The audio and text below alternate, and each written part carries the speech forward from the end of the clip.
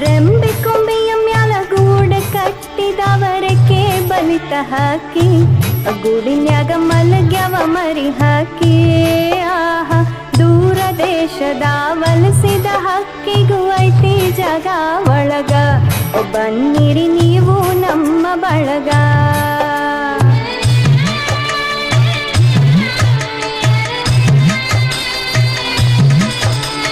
ಹಳೆಯ ಬಾವಿಯ ತಳದ ನೀರಿನ್ಯಾಗ ಹಸಿರ ಚಿಗುರುತ್ತಾವ ಬೇರಿನ ಮೊಳಕೆ ಒಡೆಯತಾವ ಭೂತ ಬೇತಾಳ ಜೋತ ಬಾವಲಿ ಮ್ಯಾಲ ತೂಗುತ್ತಾವ ಮರದಾಗ ಕರಗ ಕುಣಿಯತಾವ.